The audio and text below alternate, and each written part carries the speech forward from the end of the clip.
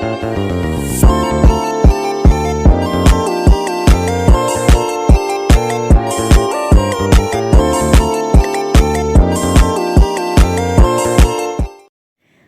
klasik telah berkembang di daratan Eropa sejak tahun 1750 hingga 1825.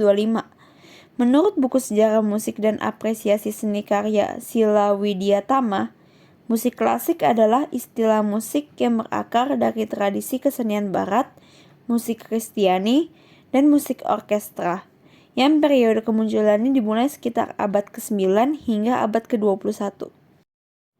Hubungan antara The Age of Reason atau zaman pencerahan dan zaman klasik sangat erat dan tercermin dalam pengaruh filosofis, sosial, dan estetika yang mempengaruhi para komponis pada masa itu. Beberapa aspek yang berhubungan dengan hal tersebut adalah yang pertama, pemikiran rasional dan struktur musik, yang kedua, pencerahan filosofis dan nilai-nilai moral, yang ketiga, eksplorasi kebebasan artistik, yang keempat, semangat pencerahan dalam harmoni dan melodi. Yang kelima, menggunakan musik sebagai medium pendidikan dan kultural. Dan yang keenam, pengaruh secara sosial dan politik. Lalu selanjutnya ada Afklarung atau zaman pencerahan. Hubungannya dengan zaman klasik, yaitu memberikan landasan konseptual dan filosofis bagi musik klasik, menciptakan suasana yang mendorong eksplorasi kreatif dan menyampaikan makna lebih dalam melalui medium musik. Selanjutnya ada era antiagama. Meskipun zaman klasik tidak dapat dikategorikan secara tegas sebagai era antiagama, terdapat beberapa aspek yang mencerminkan pergeseran sosial dan pemikiran sekuler. Beberapa ciri yang dapat diidentifikasikan dalam konteks era antiagama pada zaman klasik melibatkan yang pertama, sekularisme dan pencerahan. Zaman klasik mencerminkan semangat pencerahan yang menekankan pemikiran rasional, pengetahuan empiris, dan penolakan terhadap dogma tanpa dasar logis. Yang kedua, perkembangan musik secara independen.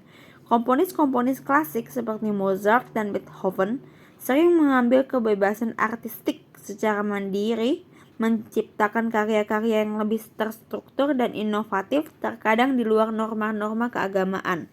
Yang ketiga, semangat revolusi. Zaman klasik bersamaan dengan periode revolusi dan pemberontakan, di mana otoritas keagamaan sering diperdebatkan dan ditantang sebagai bagian dari tatanan sosial yang perlu diubah. Yang keempat itu ada pengaruh ideologi pencerahan. Ideologi pencerahan yang mendukung kebebasan berpikir, keadilan, dan penolakan terhadap supremasi agama yang tidak rasional dapat menciptakan suasana yang mendukung pemikiran sekuler. Yang kelima, tema-tema sosial dalam karya-karya musik. Beberapa komponis mengeksplorasi tema-tema sosial dan politik dalam karya-karya mereka, menciptakan suasana yang menyoroti perubahan sosial dan mungkin meragukan otoritas agama. Meskipun ada elemen sekulerisme dan penolakan terhadap dogma keagamaan, penting untuk dicatat bahwa banyak komponis zaman klasik tetap memiliki keterlibatan dengan institusi keagamaan dan mencerminkan nilai-nilai moral dan spiritual dalam karya-karya mereka. Lalu ada penemuan zaman klasik, bersifat non-musikal, bisa benda ataupun pengetahuan, yaitu ada oksigen. Bukan berarti oksigen baru ditemukan pada zaman klasik, namun orang-orang pada klasik baru menemukan nama untuk zat yang ternyata selama ini membuat manusia dapat bertahan hidup. Penemuan ini tidak lain dan tidak bukan karena orang-orang zaman klasik mulai mencari tahu alasan di balik adanya sesuatu. Sering melakukan penelitian-penelitian ilmiah, hal ini sejalan dengan semangat zaman klasik, yaitu The Age of Reason. Ilmu pengetahuan mulai berkembang karena orang-orang sudah mulai bisa berpikir kritis dan menjawab segala sesuatu secara ilmiah. Nah, selanjutnya itu ada peristiwa penting yang bersifat non-musikal yang terjadi pada masa klasik. Yang pertama itu ada revolusi industri. Revolusi industri yang terjadi pada masa klasik membawa perubahan yang signifikan dalam bidang musik. Perubahan tersebut diantaranya adalah perbaikan kualitas alat-alat musik, baik dari segi fisik alat musik yang semakin kokoh, ataupun perbaikan kualitas bunyi, yang sebelumnya alat musik tersebut tidak terdengar nyaman di telinga, namun sekarang lebih bisa diterima. Dampak lainnya adalah mempercepat produksi alat musik, sehingga banyak pabrik bisa menghasilkan alat musik tertentu dalam waktu yang singkat. Yang kedua itu ada revolusi Prancis, ditandai dengan pergantian simbol patron. Patron adalah sponsor dalam bidang kesenian. Di zaman barok, patron ialah kaum bangsawan. Namun di zaman klasik, pamer bangsawan mengalami kemerosotan. Hingga pada puncaknya, ada salah satu seorang raja Prancis yang dipenggal karena menyalahgunakan uang rakyat untuk membangun museum-museum ataupun gedung pertunjukan yang sebenarnya rakyat itu tidak memerlukan kehadiran bangunan semacam itu. Setelah hukuman penggal dilayangkan, hingga kini patron beralih fungsi. Yang tadinya hanya kaum bangsawan yang bisa menjadi patron. Saat ini, siapapun orangnya dengan berbagai latar belakang, asalkan mereka berada dalam satu yayasan yang mengelola dana semacam ini, maka apapun bisa dilakukan, khususnya dalam bidang seni. Komponis dan karya. Yang pertama ada Wolfgang Amadeus Mozart. Lahir pada 27 Januari di Salzburg, Austria. Beliau dianggap sebagai salah satu komponis penting dalam musik klasik Eropa yang terkenal dalam sejarah. Karyanya ini berjumlah sekitar 700 lagu, termasuk bentuk gubahan, musik piano, musik opera, dan musik paduan suara. Contoh karya dari Mozart adalah opera Don Giovanni dan Die Zauberflöte. Lalu yang kedua, ada Ludwig van Beethoven. Beethoven lahir pada 17 Desember 1770 di Bonn, Jerman, yang menjadi seorang komponis musik klasik legendaris. Karya musiknya yang paling terkenal adalah Simfoni nomor 5 dan nomor 9 serta lagu Piano for Elise. Sayangnya beliau menderita tuli total sehingga menjadi sangat introspektif. Yang ketiga ada Franz Joseph Haydn. Franz Joseph Haydn adalah seorang komposer Austria yang terkenal karena simfoni klasik dan kuartet geseknya. Lahir pada tahun 1732. Haydn menunjukkan kemampuan bermusik sejak usia dini. Ia merupakan tokoh utama dalam pembentukan gaya musik klasik pada tahun 1800-an yang mengubah 106 simfoni dan 68 kuartet. Meskipun ia merupakan pionir dalam musik klasik, Haydn sangat dipengaruhi oleh komposer terkenal lainnya seperti Mozart. Komposisi dan pengaruhnya yang luas membuat mendapatkan gelar Bapak Simfoni. Karyanya adalah Simfoni nomor 45 dan The Seasons. Karakteristik musik klasik. Yang pertama, ada improvisasi. Improvisasi zaman klasik tidak diperbolehkan. Sebabnya, karena sudah mulai banyak pemain musik yang berkualitas, dan komponis tidak ingin karyanya dimainkan atau diubah. Hal tersebut dianggap tidak menghormati karya komponis. Maka, karena tidak diperbolehkan berimprovisasi, setiap pemain musik harus bermain sesuai dengan segala tanda yang sudah tertulis di dalam partiturnya. Lalu yang kedua, ada musik absolut. Gagasan karya musik klasik seringkali tidak diketahui oleh orang awam.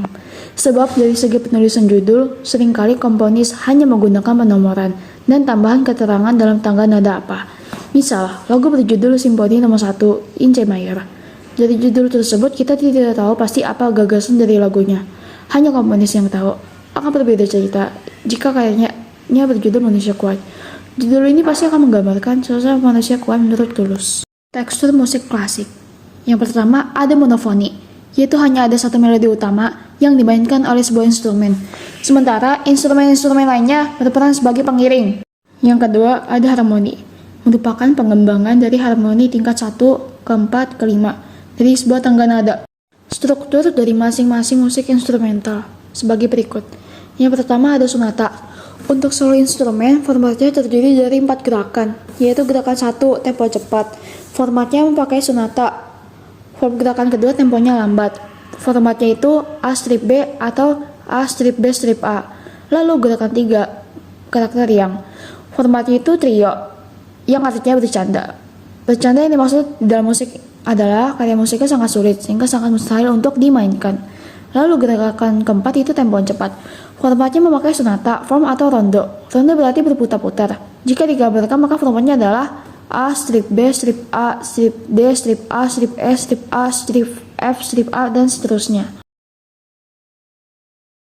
Lalu yang ketiga adalah simfoni. Komposisi musik instrumental untuk simfoni orkestra banyak pemain secara bersamaan. Lalu yang keempat ada konserto. Komposisi musik instrumental yang diperuntukkan bagi solo instrumen. Tujuannya adalah untuk mengasah teknik dan keterampilan para pemain. Lalu yang terakhir ada strings quartet. Karya untuk 4 pemain string yang sering menggambarkan keseimbangan dan dialog antara instrumen. Terdiri dari instrumen violin 1 dan violin 2. Viola adalah peran. Viola adalah instrumen yang paling diragukan. Sebabnya karena dari segi range suara dia berada di tengah-tengah.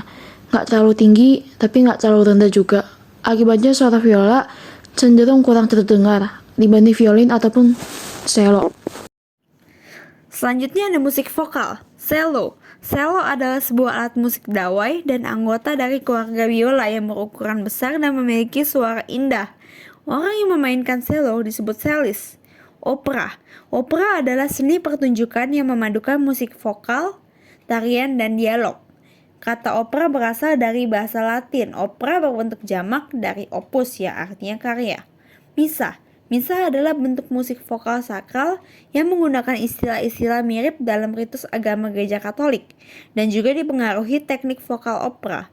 Karena dipengaruhi teknik vokal opera, maka musiknya bersifat virtuoso. Virtuoso berarti lagu tersebut memiliki tingkat kesulitan yang sangat tinggi dan diperlukan keterampilan skill permainan alat musik yang tinggi pula. Kesimpulannya, meskipun bersifat sakral, misa tidak mungkin hanya masuk dalam kelas ibadah. Lagu-lagu misa justru dipertontonkan di gedung-gedung pertunjukan. Misa solemnis, misa yang urutannya harus lengkap, tidak boleh diubah urutannya. Berikut adalah rangkaian urutannya, yaitu ada yang Kyrie Tuhan kasihanilah kami, Gloria kemuliaan, Credo aku percaya.